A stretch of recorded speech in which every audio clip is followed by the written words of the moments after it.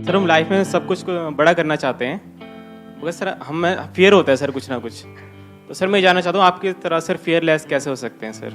कितने लोग चाहते हैं? आई आंसर दे। और तेरी इतनी मेजॉरिटी, आपको तो भाई पॉलिटिक्स में होना चाहिए।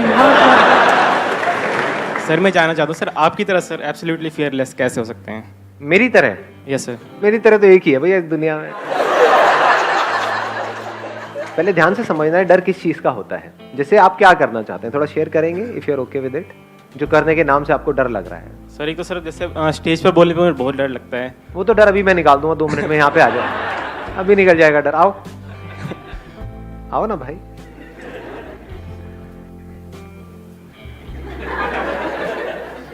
Thank you sir. अब बताओ क्या डर है इसके अंदर? इन खचरों से क्यों डर रहे हो?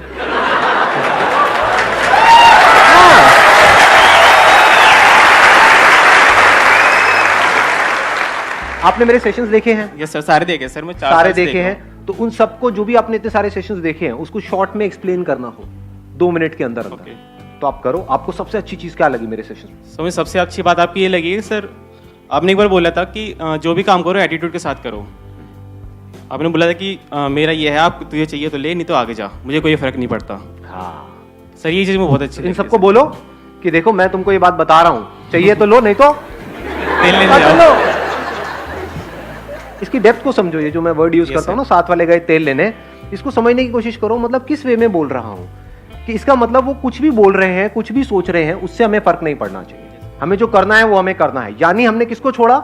काम को नहीं छोड़ा, बोलने को नहीं छोड़ा, रिजल्ट को छोड़ दिया, कॉन्सिक्वेंसेस को छोड़ दिया। जो कॉन्सिक्वेंसेस की परवाह नहीं करता है उसके अंदर डर नहीं होता है। अब यहां पे थोड़ा सा समझदारी से आगे बढ़ना होता है। You're okay? कुछ और बोलना है? नहीं सर। कोई डांस वांस? नहीं सर। गाना वाना? नहीं सर। तो बंगला शंगड़ा? नहीं सर। नहीं? हो गया? चलो okay, please have a seat.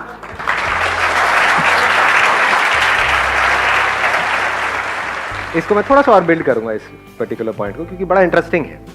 मैंने क्या कहा? कॉन्सिक्वेंसेस को छोड़ दो। तो किन कॉन्सिक्वेंसेस को हम छोड़ें?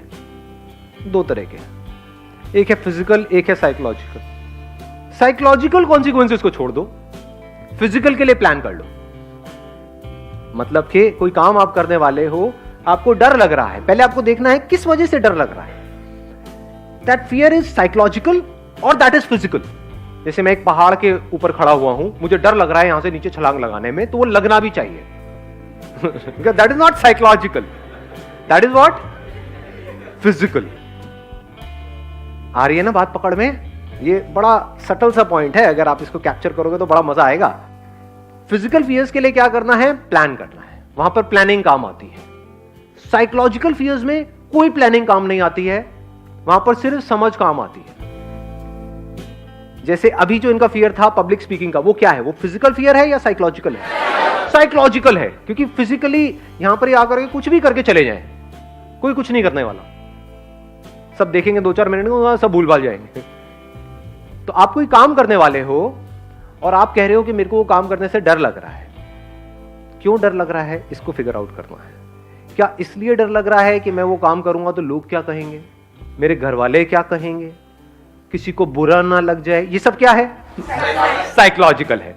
या डर इसलिए लग रहा है कि मैंने 5 साल तक काम करके कुछ पैसा जोड़ा है, मान लो 5 लाख रुपए जोड़ा है, और बड़ी मेहनत करके सुबह से रात तक, तो मुझे डर लग रहा है कि मैं ये काम करूं और वो पैसा चला ना जाए। ये क्या है? साइकोलॉजिकल है, फिजिकल है? फिजिकल है। ये डर होना भी चाहिए।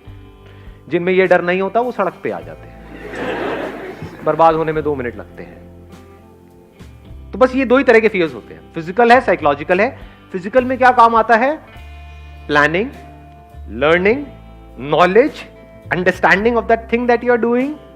जैसे अगर पहाड़ से आपको छलांग लगानी ही लगानी है तो बंजी जंपिंग करो ना, उसमें कोई रिस्क नहीं है। पैराशूट लगा के करें सर? पैराशूट तो इतनी जल्दी नहीं खुलेगा, ट्राई मत करना भाई साहब। उसी पैराशूट में आपको लेकर के जाएंगे। तो ये बात पकड़ में आई कि फिजिकल के लिए we need to do a lot of things. In psychological fears nothing needs to be done, it just needs to be understood. उसको समझ लेना है और समझ करके एक्ट करना है। और जब आप एक्ट करोगे आप देखोगे अरे इसमें तो डरने वाली कोई बात ही नहीं थी। बट सर फिर भी लगता है। उसके बाद नहीं लग सकता। कोई भी चीज जब तक आपने नहीं सीखी होती है तब तक डर लग रहा होता है या जब सीख जाते हो उसके बाद भी डर लगता है? और सीखने के बाद अगर आपको डर लग रहा है तो वो साइकोलॉजिकल नहीं है, वो फिजिकल है। यानी आपको तैरना आ गया है। जब तक तैरना नहीं आता है पानी से बड़ा डर लगता है। जब तैरना आ जाता है तो क्या स्विमिंग पूल में आपको तैरने से डर लगता है? लगाओ थोड़ा सा दिमाग। बट अगर समुद्र में तैर रहे हो वहां पे डर लगता है? क्या लगना चाहिए? नहीं लगना चाहिए। या 2 किलोमीटर अंदर चले गए फिर कह रहे हैं भैया आई एम फियरलेस। समझ पा रहे हो? तो सीखने के बाद भी अगर आपको डर लग रहा है, there is a strong possibility that is a physical fear, not a psychological fear. और वो होना भी चाहिए। इन दोनों के बीच का फर्क अगर हमको समझ आता चला जाता है तो हमको बिल्कुल क्लियर हो जाता है कि किस तरह से अपनी लाइफ में आगे बढ़ना है। साइकोलॉजिकल फियर्स धीरे धीरे जैसे जैसे हमारी समझ गहरी हो जाती है, जीरो हो जाते हैं।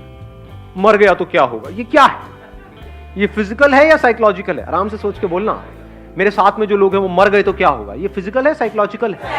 साइकोलॉजिकल है। लेकिन अगर आप अंधेरी रात में दिया तेरे हाथ में और आप चले चले जा रहे हो किसी सुनसान सड़क पर और आपके सामने से कोई 2 बंदे आ रहे हैं गन लेकर के या नाइफ लेकर के, अब आपको डर लग रहा है, ये क्या है? फिजिकल है। ये होना भी चाहिए। ठीक है, बॉन्ड नहीं बनना है बेकार में जी। समझदारी से आगे बढ़ना है लाइफ में। अगर इस तरह से आप अलग अलग करके देखोगे तो ऐसा कोई डर नहीं है इस दुनिया में जिसको कॉन्कर ना किया जा सके।